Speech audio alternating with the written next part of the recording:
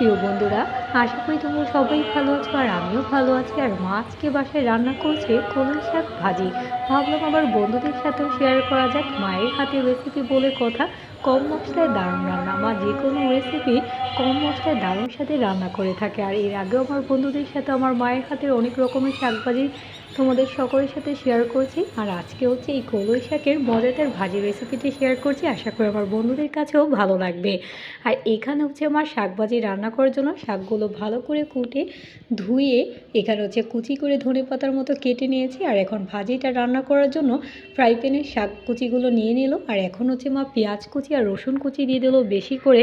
আর এখন হচ্ছে বেশি করে চেরা কাঁচামরিচ দিয়ে দিচ্ছে, কারণ একটু শাক ভাজিটাতে একটু বেশি করে কাঁচামরিচ দিলে শাকটা ঝাল ঝাল থাকলে খেতে ভালো লাগে। সাথে হচ্ছে মা পরিমাণ মতো লবণ দিয়ে দিল। আর শাকটা যাতে একটু খাওয়ার সময় মাখো মাখো হয় তাই মা বেশি করে সবসময় সয়াবিন তেল দিয়ে দেয়। আর এখন হচ্ছে মা সব কিছু একসাথে দিয়ে দিল, দেখেই কিন্তু বন্ধুরা লোভনীয় লাগছে। আর এখন হচ্ছে মা কিছুক্ষণের জন্য সব কিছু দিয়ে ঢেকে রাখছে, এতে সুন্দর মতো শাক আর সব কিছু গলে যাবে। তার আগে অল্প পরিমাণ একটু পানি দিয়ে দিল, এতে শাকের নিচটা পুড়বে না, সুন্দর মতো গলে যাবে।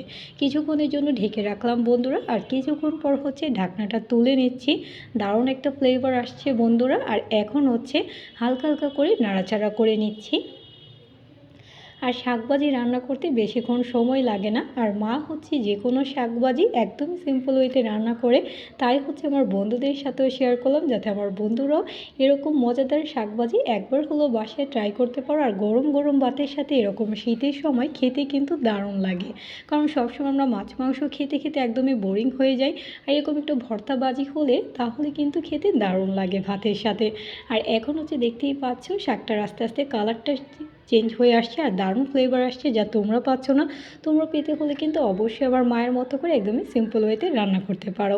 আর তেলটা চলে এসেছে, তোমরা দেখতেই পাচ্ছ শাকটা হয়ে গিয়েছে। আশা করি আমার বন্ধুদের কাছে ভালো লেগেছে। আর লাইক কমেন্ট শেয়ার করতে ভুলবে না। যারা যারা আমাকে সাপোর্ট করছে অসংখ্য ধন্যবাদ।